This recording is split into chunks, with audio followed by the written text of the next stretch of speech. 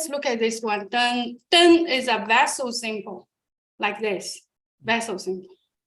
You can see here is a vessel, right? We had lots of vessels in Shang dynasties. If you look at, you Google it, Shang dynasties vessels, Ding, D-I-N-G, spelling, you can find out there are many bronze vessels. So what was the purpose of the vessels? The vessels was used in worship and sacrificial ceremonies in some dynasties. This their purpose.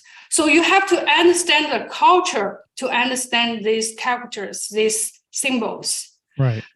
Right? So if you Google D-I-N-G or you Google bronze vessels in Shang dynasty, you can see so many bronze artifacts. Okay. So what are what are these vessels used for in Shang dynasty? For worship, for sacrificial ceremonies. Okay, only for these two purposes. So then you happen to say there is a vessel symbol right next to an animal with an arrow on its back. What does that mean, right? So let's say this. A vessel symbol represents a method of offering sacrifice. Why it's only a method? Because in some dynasties, they had different vessels used for different kinds of offerings. So they offer different sacrifices. They also offer the humans, as a sacrifice. So so this is why they just say, okay, they offer this animal with this vessel to Daja. So, and in other words, it means offering sacrifices with the vessel. Then during the Shang dynasty, there were different sacrificial vessels in different types of sacrifices. The part circled in yellow in figure 7A has two symbols. An animal symbol with something looks like an arrow stabbed into its back, and the vessel symbol, which can be identified as a Shang dynasty script, that means a method of sacrificial offering or a vessel of sacrificial offering. Okay. So although they don't look like exactly the same, but they all look like a vessel. So let's, because it looks like, because just like you said, it's all different ways of them doing it. Even this one cannot be depicted as it doesn't matter. It's a vessel to offer the sacrifice. Okay. Yeah. Even you say, oh, it's more look like another character. It doesn't matter. It's a vessel. It's a sacrificial offering vessel, and right next to an animal with an arrow into its back, right? So let's see. So has a meaning present, report. According to this is very famous oracle bone inscription scholar. He has passed away, but his name is Luo Zhengyu's interpretation of Zhou in Guling, and the analysis of Zhou in the book 说文解字. 说文解字 is a book written in East Han Dynasty, which like around 2,000 years ago. The book was written by Asian Chinese people about a little bit less than 2,000 years ago. In this book, all the Asian Chinese characters was analyzed, the structures and the meaning of each part of the structures. Okay, so this book was written about 2,000 years ago. Then this book analyzed the ancient Chinese characters before Han Dynasty. Okay, so it can be inferred that, so let's see the structure. So the upper part, according to the Asian book and the scholars' research, so when you see this part, which means raising hands, people are raising hands to present, to worship. So like this then, huh? Yeah, Yes, yes, worship. Just going up, Yeah, just doing worship. that, Yeah, or present, you humbly present, you humbly worship. So let's look at this part. Something It's like like this, two people, yeah, right? Shoulder by shoulder, two people, shoulder by raising hand. Even the legs are raising, right? The upper part of this one. Then you see the lower part. You don't see, oh, they don't look like, you have to understand the meaning of the structure first, okay? So you see here only two, here three, but which means moving forward and following one by one. Moving toward and following. Look at it, right? Moving forward, yeah, together. Then we raising hands together to worship and to present to the God all the deceased ancestors. This is what it means. It still looks like the modern day science, like moving forward, right? So, go that way. Go moving forward, follow to raise your hands to worship the God and the deceased ancestors. This is what this word means. Then we look at this part, right? So you have to analyze the structure. So it's not just simply, oh, look similar or not similar. This is why you have to, as a person who's professional to do a rebuttal, you have to have the knowledge. But you can raise your questions to me, no problem. You can ask me questions, but you don't make your comments because you don't know anything about Asian Chinese language, structures, scripts, the meaning behind the words, okay? So it's not just simply similarity or not similarity. This is way more than similarities. The meaning behind the structure, you have to know, you have to understand that. So let's look at this one. So let's go back to Dr. Roskamp's book's identification for this word. Why I don't think this is Shen. But let's look at it. So Shen, the structure, let's analyze the structure of the character Shen. Shen means this part is the character of tiger. This is how tiger was written in Chinese oracle inscriptions, okay? This is a vessel, sacrificial vessel. This is a dog. So which means you put a tiger into a vessel to present. This is the meaning of this word and the structure of this word, okay? I don't see a tiger image in the petroglyphs. I also don't see a vessel image in the petroglyphs here, right? It looks more like two people, shoulder by shoulder, raising hands, even their legs towards this way. So this is why I identify it as Zhou instead of Shen. Okay. That's interesting.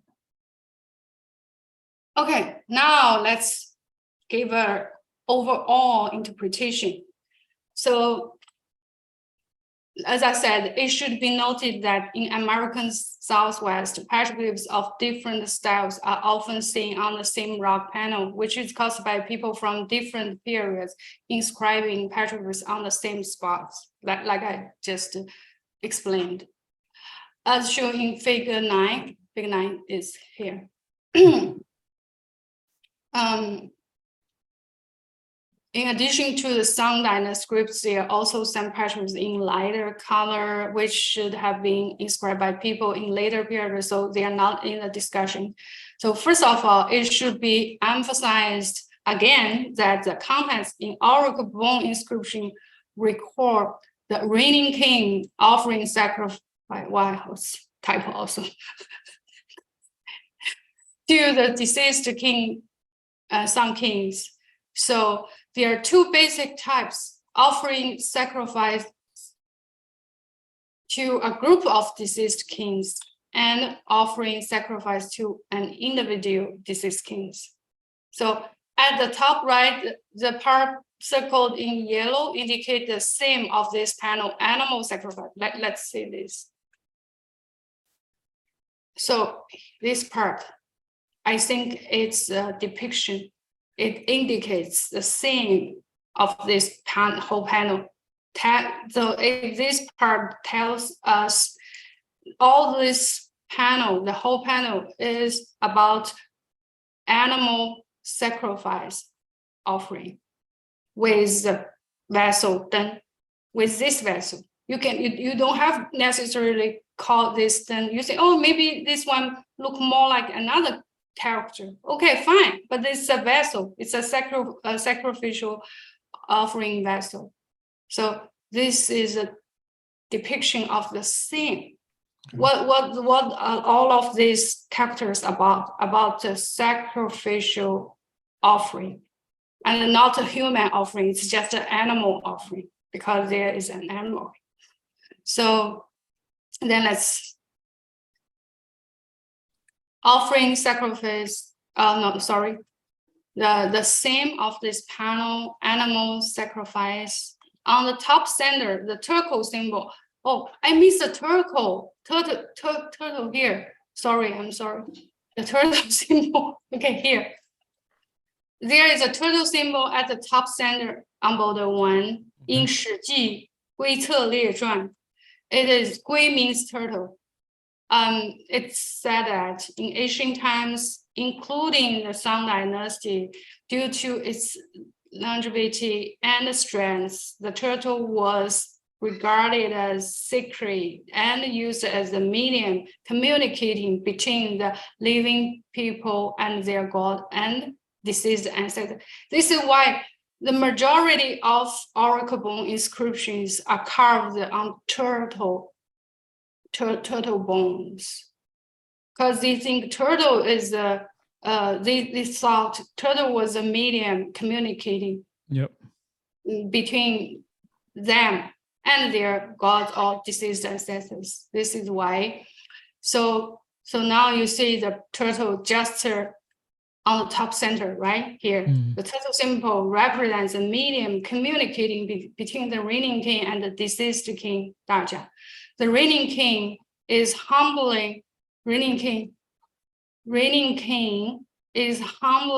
kneeling down to worship and present. This word means present. This word means haunted animal. So the reigning king is kneeling down to worship his deceased father Dajia and present the haunted animal. Let's see. So the reigning king Wang is humbly worship Jie and presenting Zhou, the haunted animal show, to Dajia. On the left, the animal image pointed by the pink arrow might represent the hunting dog or the official trainer. Let me trainer. The official's responsibility was serving the Sun King's hunting activities. Like, look at this. This looks like a dog image. So in oracle bone inscriptions, a dog, the character dog means dog. Also means an official called dog official. So whose responsibility was serving for the king's hunting activities. So I'm not very sure about this one, but other than this one, I can find, so this one I can find a very similar form of twin dog, the character dog, which is similar to this one, but not exactly the same. So it might be the depiction of the hunting dog or the depiction of the official whose responsibility, because the dog image in oracle bone inscriptions represent two things. One, the dog, the other, the official. It can be either way.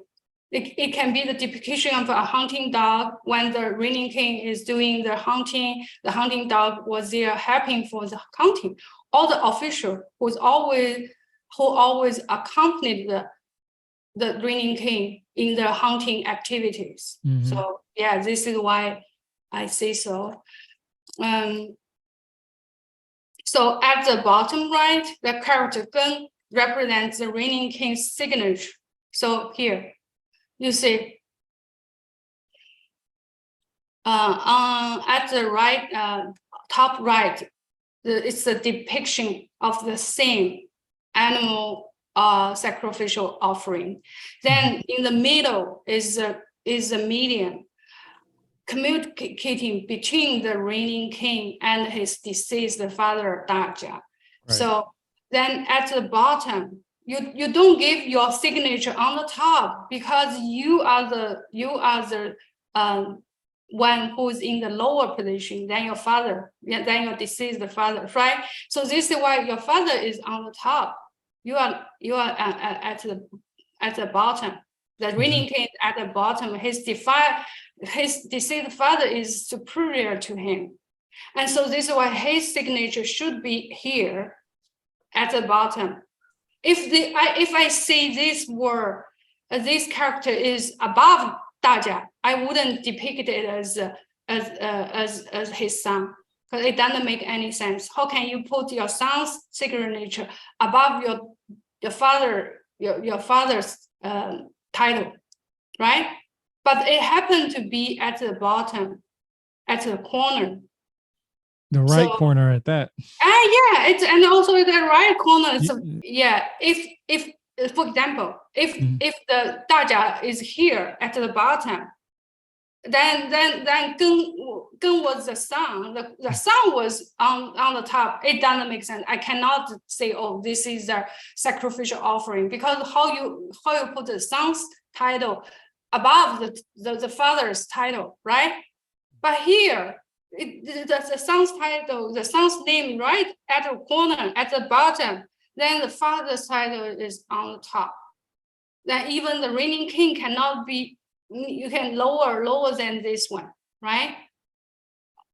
So this is not just a comparison or the similarity. There's a lot of knowledge, a lot of things behind this to make it make sense of it. So let's see, Geng. So let's see. So at the bottom right, the character Geng represents the reigning king's signature, most likely Da Geng, who was the son and the closest successor of Daja. Daja was the first Shang Dynasty king. Geng was the sixth Shang Dynasty king. So among those kings with the character Geng in their royal titles. So think about this. Which Shang Dynasty king with the character Geng in his royal title would have made a solo sacrificial offering to Daja? And someone may ask why the reigning king only signed his name with Geng, because basically there are two characters, right? His title has Da and Geng, but instead of his two title Da Geng, because Da means great, a modifier used by other people to call him. He couldn't call himself great in front of his deceased Daja. He couldn't put the Da here because Da was a modifier used by other people to call him, oh, the great Geng, great emperor Geng, great king Geng. You couldn't call him yourself great Geng in front of your deceased father, right? Yeah. So let's go. So this is why there's only gun, no da, no grade, right? So this just like the modern people, how you name your kid. You say, oh, little Peter. You cannot see the great Peter. You call yourself great Peter in front of your father, deceased father, right? Especially. Yeah. So let's go back to the son's lineages table here. Mm-hmm.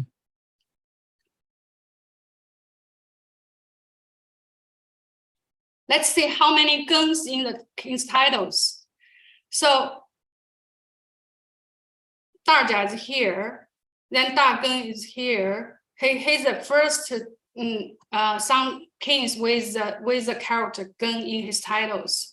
Then we see another Gen here. How far away? This is 6th Shang Dynasty. Then another one is 17th Nangen, right? Okay.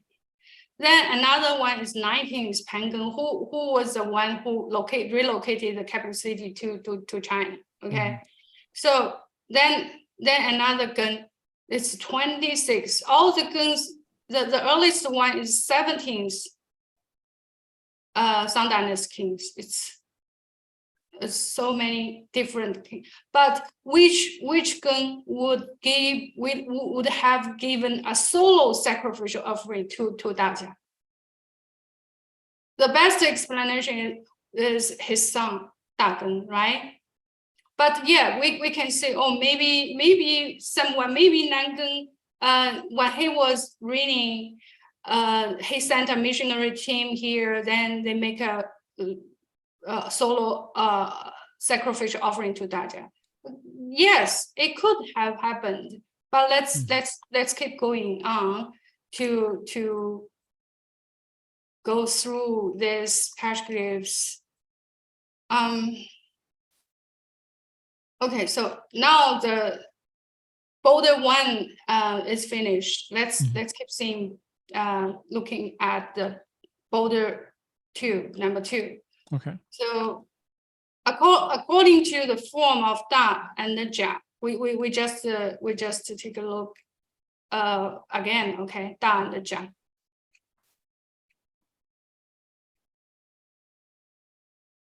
Okay, this is Da. You see, a little bit different, but basically is a upright person with arms outstretched. Sometimes it outstretched a little bit lower, sometimes it outstretched a little bit higher. Sometimes the upper body looks like an arrow here, right? Like this one. But Jia had two basic types in oracle bone inscriptions. One is a cross, the other is a cross enclosed by a square. Okay, so let's take a look at the boulder 2. Let's see, these 2 images on the same boulder. So basically, this one just here, I cannot put it in a single picture here. So yeah, so this one looks like, I just show you a Da with an arrowhead, right? With an arrowhead. So this is a Jia enclosed by a square, or a square look like. So here is another Da. You may say, oh, why there is a bar? Maybe the bar means it's one, but it's different. You see the body here. The body, one, there is no body. Let's see one, the character 1. You see? Oh yeah, yep. See, this is a triangle here. There's no body here, but you see here. That's interesting. The triangle. Yeah, you have to a lot of things you have to study. You see, there's a this is not a triangle. There is a body here. Then let's keep seeing the Da here. You see, this is the in oracle bone, the real oracle bone inscriptions collected by another database. This database is developed by an American guy who's living in California, I think. So this is his website, okay? So his collection, there is a Da, there is a bar, and this person. So this is a form of Da.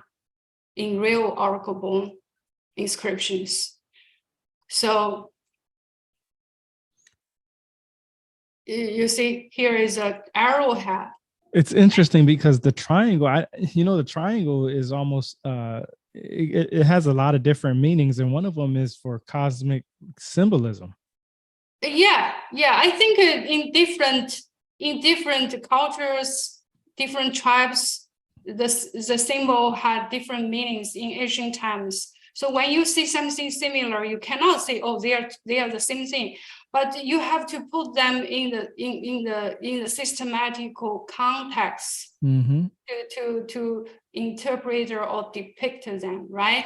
So for this star, there is a bar at the bottom, so it looks similar to here, right? A bar. So this is Da, this is Ja, this is another Da, this is another Ja. So these two on the same border, so can be depicted as two sets of Da. So remember this Da with hands raised, right? This person is raising his hand. So let's look at this one. Was there a bar under the one? They are all Da. They are all the character Da in real oracle bone inscriptions. All of them. All of them are collected from the real oracle bone inscription. All of these are the depiction of the character Da in some dynasties oracle bone inscriptions. They are all Da in different forms. Okay. That's yeah, then let's look at another two kings titles, Da Ding and Ren on border 3. So Da Ding, the royal title of the first son of the Song Dynasty's founder Chen Tang, consists of two characters, Da and Ding. So forms of Da, we've already seen so many, right? These are all Da. And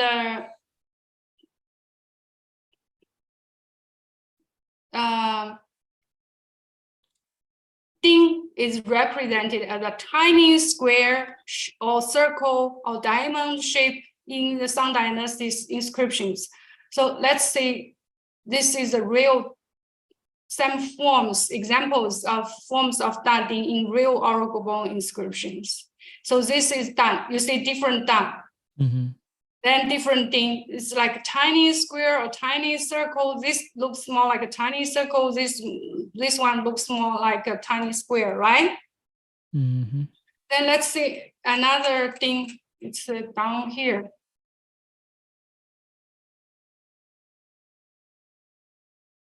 More thing. This like a tiny circle. This more like a tiny diamond shape. This like, square shape. This is Ding.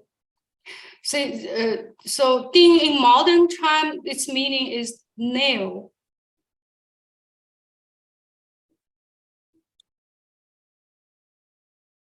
But in ancient time, Ding was one of 10 Tiangan. Okay, let's go through this part. Okay, we've seen the forms of Da and the forms of Ding. Then let's see Ren. So Ding is a royal title, also one of the 10 Tiangan. And Ren is 9th Tiangan and a character in several Song Kings royal titles, such as Zhongren, Zhuren. The forms of Ren in Song Dynasty's inscriptions look similar to a capital I. The petroglyphs can be identified as a Song Dynasty. Let's look at, this is the real Song Dynasty's inscriptions. Let's look at this one. So this is in horizontal position, okay? You have to see it through this way. So look at this Da, look at this thing. This Da, you can see this person is raising his hands. This Da looks similar to this one. Raising hands. Then this is a capital I look Ren, like here, Ren here. This is Da Ding, this is Ren. Then this is Ambo. So this Ren is next to Da Ding, and the Da Ding was the first son of Tang Dynasty's founder. Then Ren was Da Ding's younger brother. Then the fourth Tang Dynasty's kings, and the king right before Da Jing is Ren. So now this Ren is next to Da Ding. And here in this picture, this Ren is next to Da Jing. You see that? Yeah. This is another Ren. Then this is Da Jing. So He Ren was the fourth Tang Dynasty. Was the third Tang Dynasty king, and Dajia was the fourth Tang Dynasty. So they are together, happen to be together here. So this is the fourth Tang Dynasty king's title. This is this is third Tang Dynasty title. This is the first Tang Dynasty, and also this Ren also happened next to Da Ding, and Da Ding died before enthroned by his younger brother Ren is right next to him. So let's go back to table 1 again.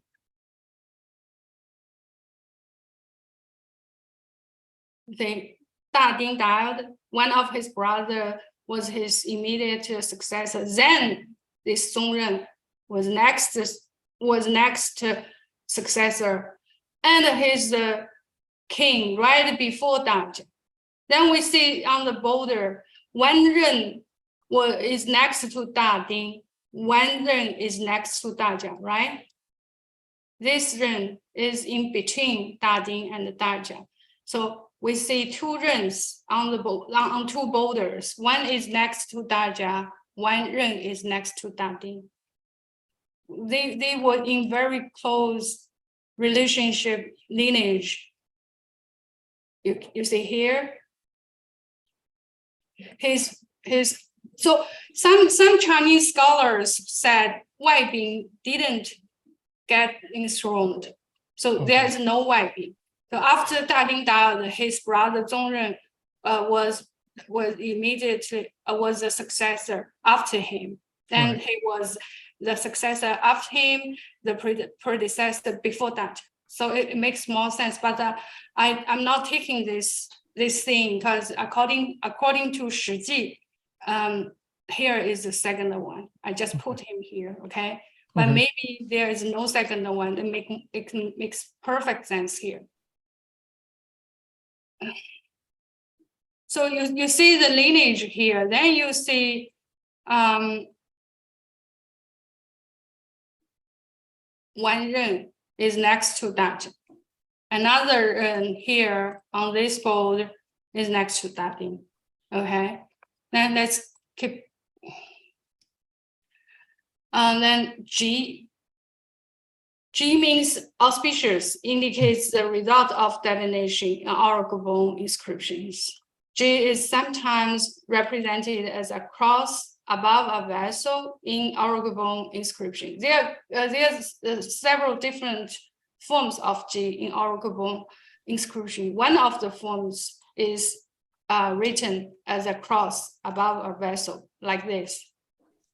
You see, there is a vessel. There goes that cross again. Yeah, because I feel like maybe if it appears as the cross is upright, it means the result of the divination is auspicious.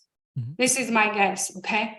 So this is obvious a vessel, divination vessel or sacrificial offering or ritual vessel. So a cross above a vessel. This is a depiction, one of the depictions of this character G. So meaning auspicious. Then we see the petroglyphs here. So this one was firstly identified as G in Dr. Ruskamp's book. Then this one I depicted it as a G also, because this is a vessel. So this is similar to a cross. Then let's look at the shi. Yeah, so shi has the meaning of manifest and is sometimes represented as a T shape in oracle bone inscriptions. So let's look at this is which that's another one. Yeah, shi had the multiple meanings in oracle bone inscription, but one of the meaning is manifest. Manifest the result, the good result, the auspicious result of the divination. So exactly, you see, it's a little bit like a, it's not a very horizontal lines. It's a slope here. There is a little bit slope too. Sure. So this means manifest. This means auspicious. So these two together can be interpreted as manifest the auspicious result. So I think, okay, so this is all of the Shang Dynasty scripts I discovered at site A so far, okay? Yeah, but do you know in the oracle bone inscriptions, we have very similar character, which looks like the Nine Temples sign. I have so much to talk, but I cannot put everything in one paper, you know? You can't. So this is why we need to do the interviews, to do the videos. Yeah. So okay, the summary of the Shang Dynasty scripts and petroglyphs at site A. Actually, this site is in New Mexico. First of all, please know that the Shang Dynasty characters listed above are only for comparison purpose. So all these characters here listed in this paper are only for comparison purpose. I'm not saying they are the exactly same characters as the petroglyphs. So it doesn't mean this identified petroglyphs are equivalent to the late Shang's oracle bone and bronze inscriptions unearthed in China. So the inscriptions unearthed in China was only dated 1200 BCE. It's like almost, you see, the Shang kings whose titles have been discovered in the Southwest American petroglyphs so far are all the kings no later than Dageng, whose era was about 340 years earlier than Wu Ding's era. Wu Ding's era was the earliest time of the oracle bone and the bronze inscription unearthed in China. So in China, we only unearthed the inscriptions starting from Wu Ding's era, but it doesn't mean oracle bone inscriptions or these characters only started from that era. This is just the evidence we have unearthed so far.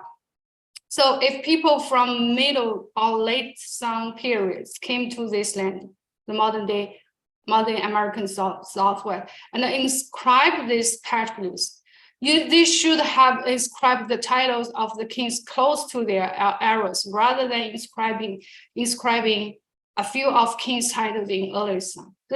So think about that, because Shang Dynasty, the span of the Shang Dynasty is almost 600 years. Okay, so the time span between Dageng and Wu Ding was, is 340 years, about 340 years. Right. Yeah, so if a king sent his missionary team to this land, told them, so, go there, inscribe my title there, not inscribe my title, go there, so claim you visited the land. So whose titles, which king's titles they were most likely inscribed? Was they inscribed the reigning king's father's, grandfather, great father's titles, or the kings, a couple of kings, a bunch of kings titles, which was 340 years earlier. So this is why I think more possibly these scripts was inscribed by people from early Shang instead of late Shang. So this is why I don't think these petroglyphs was late Shang inscriptions or characters. So let's say, so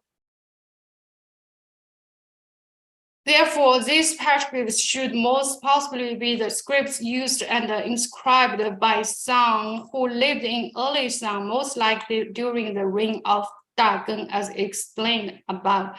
Because in Boulder 1, because the sacrificial ritual is always done by the reigning king.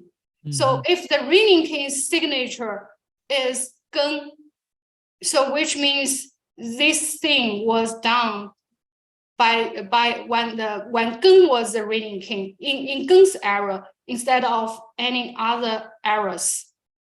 So I make this estimation because of 2 points. 1 point, the reigning king on Boulder 1's signature is Geng. Another point is all the king's titles I have found so far, including site A and site B, all the kings in early Shang.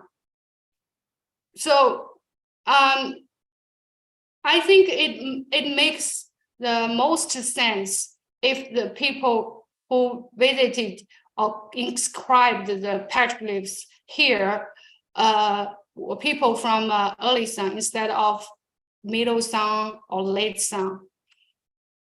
So you have any question? No.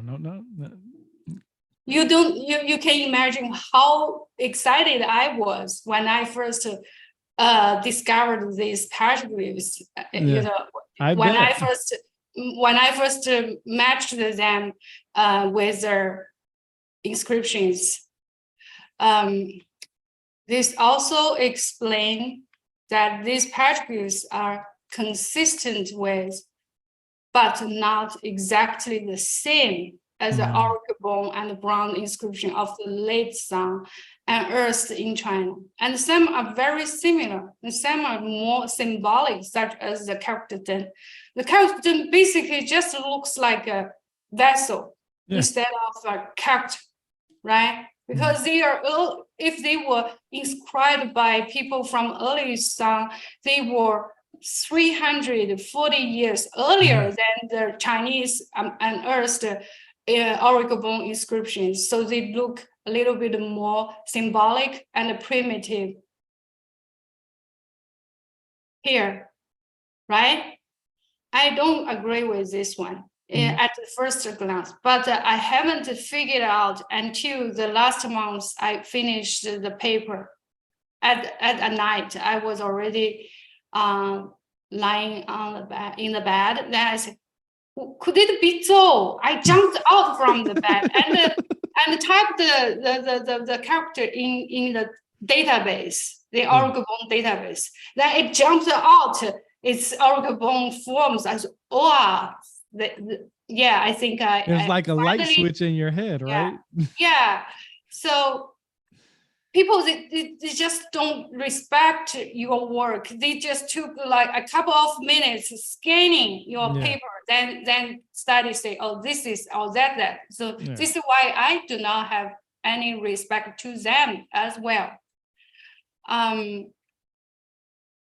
So let's look at this. Although no one except for the penman can be completely sure about the meaning of the above identified petroglyphs, right?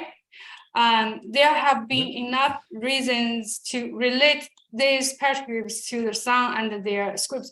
So I'm not saying the depiction or the interpretation I'm giving is exactly the right one or the completely sure about the depiction.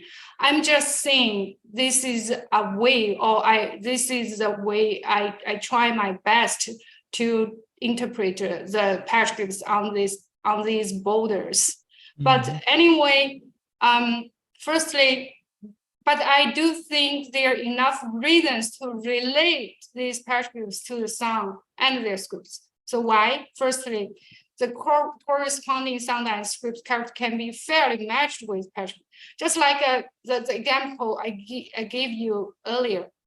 So on border 1, if only 1 or 2 or a couple of petroglyphs look similar to Shang Dynasty inscriptions, I will never say, oh, they are Shang Dynasty inscriptions or they are related to Shang, because it could be a coincidence, right? They just happen to look similar. All different cultures use different symbols or signs. But so every single one petroglyphs on this border can be related to, can find their corresponding characters in Orgobon inscriptions.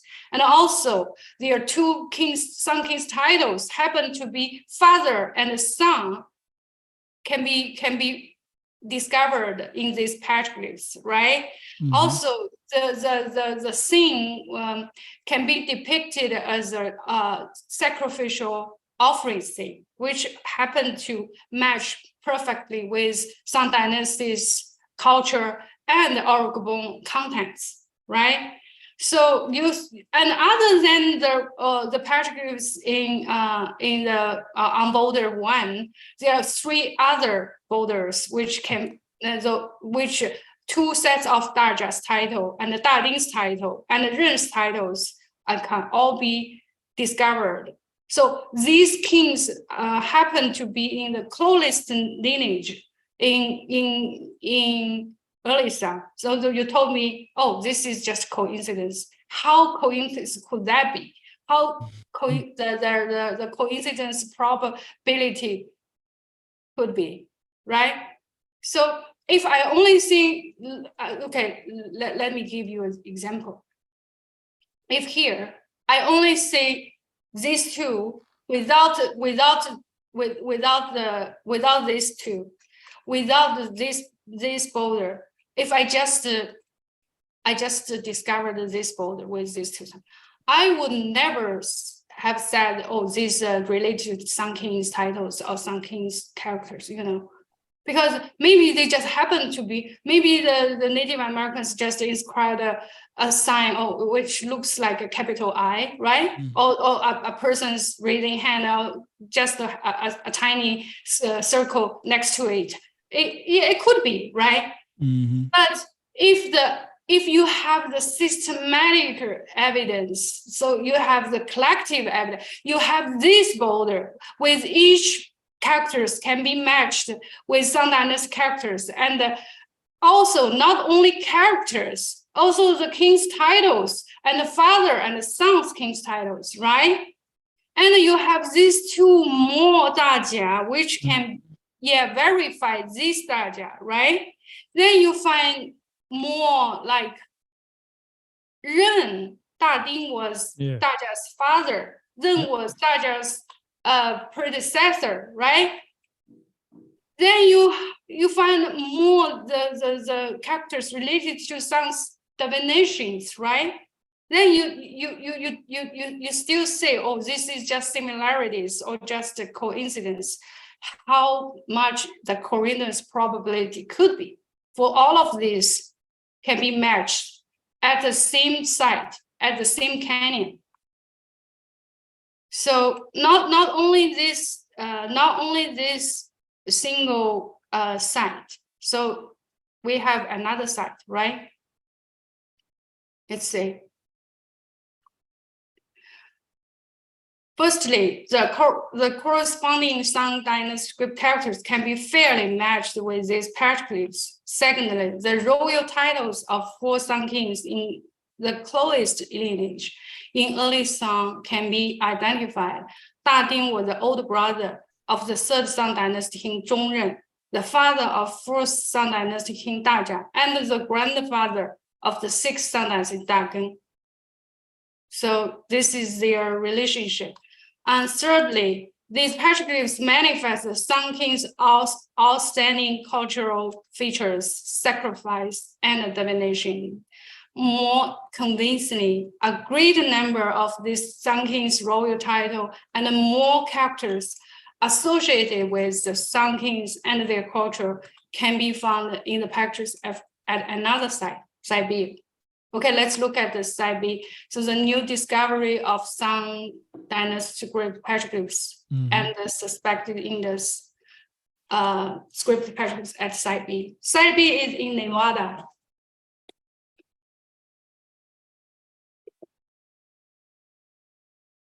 So there are tremendous several different styles. I think there are at least 3 or 4 of maybe at least 5 different styles petroglyphs at site B, because site B and also site A have been the secret canyon, secret site for Native Americans for thousands of years, for a long, long time. So they keep coming to the site and are inscribing petroglyphs on the rocks there. So this is why we can see tremendous petroglyphs at these 2 sites, and in different times and different styles.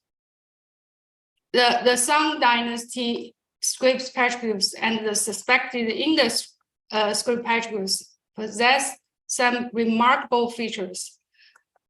So the petroglyphs circled in blue are thicker, deeper, darker, and more formal compared to the others on this panel. So let's look at this one. This one. You see, this is Daja. This is Da, this is Ja, this is Wang, means king. So compared to this, and this, there are different types of petroglyphs. You can tell. Because these are deeper, look more formal, and these are, look like more light. So you can tell there are different types on the same panel. Actually, this one, I think, is a depiction of clouds. This one.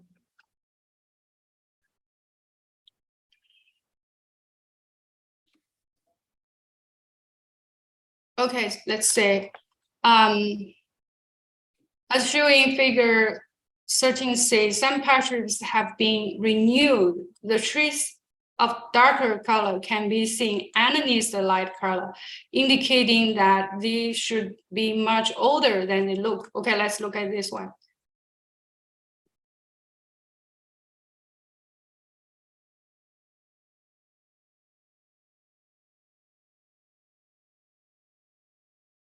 Right. You see this one, you see here, you still can see the darker color underneath the light color, which looks like they maintain it or refreshed it. And also you can see here, it looks very faded, right? Yep. And here you see it's look wider and lighter. Even you compare this one with this cross one, the cross one looks darker. Even on the even on the same part, this part looks lighter, right? Here.